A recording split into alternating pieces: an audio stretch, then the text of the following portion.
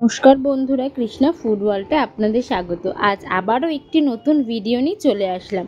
আজ কিন্তু সুজি ও আলু দিয়ে একটা দারুণ রেসিপি বানিয়েছিলাম, যেটা সকাল সন্ধ্যের টিফিনে কিন্তু একদম জমে যাবে।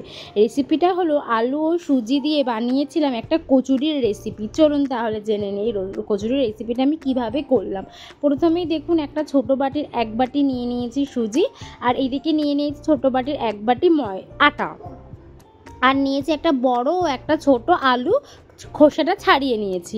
আর এইদিকে একটা পাত্রে বড় গ্লাসের 2 গ্লাস জল দিয়ে দিয়েছি। তার মধ্যে যে এক বাটি সুজি নিয়েছি, সেই সুজি সাথে যে এক বাটি আটা নিয়েছি সেটা একসাথে এর মধ্যে দিয়ে দিয়েছি। দিয়ে খুব ভালো করে মিক্সড করে নেব। একটা হাতা বা কোনো চামচের সাহায্যে খুন্তি দিয়ে একদম ভালো করে গুলে মিনিমাম 10 মিনিটটা এটা ঢেকে রাখবো, যেন সুজিটা ভালোভাবে ফুলে যায়।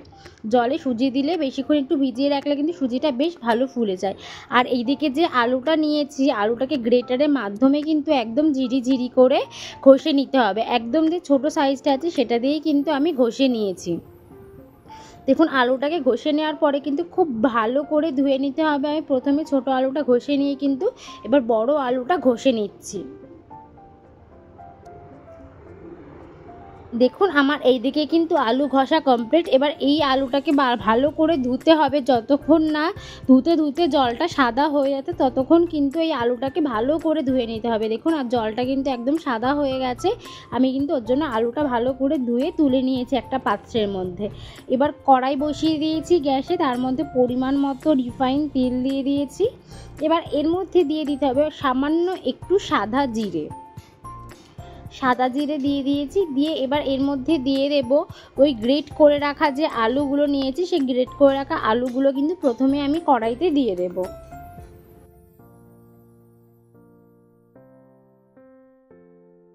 আলুটা কড়াইতে দিয়ে দেওয়ার পরে বেশ খানিকক্ষণ খুব ভালো করে কিন্তু নাড়াচাড়া করতে হবে, যেন আলুটা নিচে লেগে না যায় ও আলুটা যেন পুড়ে না যায়, সেটা আমাদের কিন্তু ভালো করে খেয়াল করতে হবে। আর গ্যাসের ফ্লেমটা এই সময় কিন্তু একটু মিডিয়াম রাখবেন। আলুটা ভালো করে নাড়াচাড়া করে এবার এর মধ্যে দিয়ে দিচ্ছি স্বাদ অনুযায়ী নুন। এখানে যেহেতু আমি কচুরি করবো, এখানে হলুদের কোনো পরিমাণ আসবে না, সেক্ষেত্রে কিন্তু আমি হলুদ দিচ্ছি না কিছু। এবার আলুটাকে দেখুন খুব ভালো করে ভেজে নেব। দেখুন, আলুটা যে একটু নিচের দিকে লেগে যাচ্ছে না, ভালো করে একটু খুন্তি দিয়ে একটু নেড়ে নেবেন, যেন আরও ভালো যেন এগুলো উঠে আসে, যেন লেগে না থাকে। এবার এর মধ্যে দিয়ে দেব দুটো মশলা। দিয়ে দিয়েছি প্রথমেই বড় চামচের 2 চামচ লঙ্কা বাটা, যাতে একটু ঝাল হয়। আর দিয়ে দিয়েছি 1.5 চামচ আদা বাটা, বড় চামচের 1.5 চামচ আদা বাটা দিয়েছি। দিয়ে খুব ভালো করে একটু মিক্সড করে নেব। দেখুন, এটা কিন্তু মিক্সড করা হয়ে গেলে আমরা এর মধ্যে দিয়ে দেব আমচুর পাউডার দিয়েছিলাম এখানে 1 চামচ, বড় চামচের 1 চামচ কিন্তু আমচুর পাউডার ইউজ করেছিলাম। দিয়ে কিন্তু খুব ভালো করে দেখুন নাড়াচাড়া করে মিশিয়ে নেব। এবার দেখুন, আমার 10 মিনিট এইদিকেও হয়ে গেছে। এবার আমার কিন্তু সুজিটাও খুব ভালো ফুলে গেছে, জলটা কিন্তু অনেকটা পরিমাণে আছে। এবার কিন্তু কড়াইতে দিলে জলটা টেনে যাবে। দেখুন, এবার সুজি যেটা আমি ভিজিয়ে রেখেছিলাম সেটা কিন্তু আমি কড়াইয়ের মধ্যে দিয়ে দিলাম, মানে যে আলুটা ভাজছিলাম তার মধ্যে দিয়ে দিলাম। এবার একটু বেশ খানিকক্ষণ নাড়াচাড়া করলেই কিন্তু একদম দেখবেন একটা রুটি বা ময়দা মাখার যেরকম ডো আমরা বানাই সেরকম কিন্তু ডোটা হয়ে যাবে। এবার এর মধ্যে এটা ভালো করে আলুর সাথে মিশিয়ে নিয়ে এর মধ্যে দিয়ে দিলাম বেশি করে চিলি ফ্লেক্স আর সাথে গরম মশলা। চিলি ফ্লেক্সটা দেওয়ার কারণ একটু ঝাল হবে, লঙ্কা বাটাটাও তো খুব বেশি দিইনি। আর একটু চিলি ফ্লেক্সটা দিলাম যেন বাচ্চারাও খেতে পারে, খুব বেশি ঝালও না হয়। চিলি ফ্লেক্সে তো খুব বেশি ঝাল হয় না, সেক্ষেত্রে আমি চিলি ফ্লেক্সটা এখানে ইউজ করলাম, বাড়ির জন্য বাচ্চারাও খেতে পারে। আর চিলি ফ্লেক্স গরম মশলা দুটোই তো দিয়ে দিয়েছি। দিয়ে কিন্তু খুব ভালো করে মিক্সড করে নিয়েছি। দেখুন, মিক্সড করা কিন্তু আমার হয়ে গেছে। এবার আর একটু ভালো করে নাড়াচাড়া করে কিন্তু এটাকে আমি নামিয়ে ফেলবো। এটা কিন্তু আমার হয়ে গেছে। দেখুন, একদমই কিন্তু ড্রাই ভাবটা চলে এসেছে, যেমন আটা মাখাতে আমরা ড্রাই ভাবটা নিয়ে আসি, সেই ড্রাই ভাবটা কিন্তু এখানে চলে এসেছে। এবার এটা আমি কড়াই থেকে নামিয়ে নেব।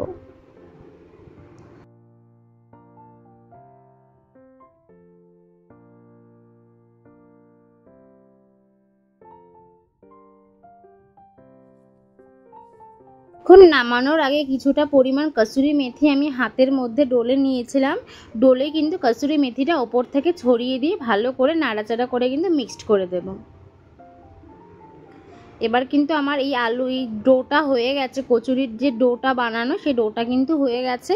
এবার আমি এটা কড়াই থেকে নামিয়ে ফেলবো, একটা থালায় রেখে দেব, বেশ খানিকক্ষণ ফ্যানের তলায় দেবো, একটু ভালোভাবে যেন ঠান্ডা হয়ে যায়।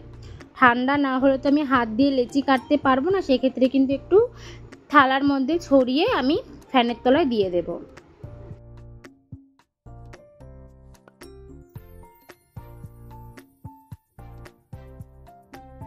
দেখুন আমি থালায় নামিয়ে নিয়েছি, নামিয়ে নিয়ে কিন্তু ফ্যানের তলায় দিয়ে দিয়েছি একটু ঠান্ডা হওয়ার জন্য। দেখুন এখানে কিন্তু ঠান্ডা হয়ে এসছে প্রায়। এবার হাতে আমি একটু তেল মাখিয়ে নিয়েছি, ভালো করে একটু বেশি করে তেলটা দিতে হবে। তেলটা মাখিয়ে নিয়ে কিন্তু এবার এক এক করে লেচি কেটে নিতে হবে। এটা কিন্তু কোনো বেলাবেলি হবে না, এটা এরকম ছোট ছোট করে বানানো হবে। একটু হাত দিয়ে আমি চেপে দেব, চেপে দিয়ে কিন্তু এটাকে আমি কড়াইতে এভাবেই ভাজতে বসিয়ে দেবো। দেখুন এক এক করে আমি কিন্তু সব কটা এরকম লেচি কেটে কেটে আমি কিন্তু বানিয়ে নিচ্ছি। দেখুন এদিকে একটা রেডি হয়ে গেছে, এবার এক এক করে সব কটা কিন্তু আমি রেডি করব।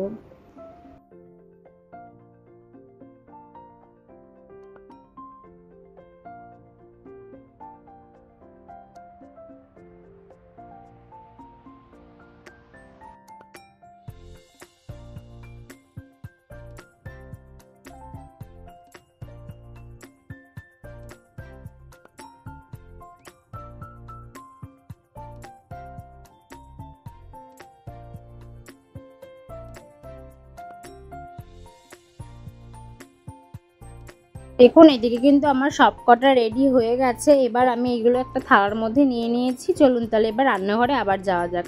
দেখুন রান্নাঘরে আবার চলে এসেছি, চলে এসে কিন্তু কড়াইতে পরিমাণ মতো তেল দিয়ে দিচ্ছি এগুলোকে ভাজার জন্য।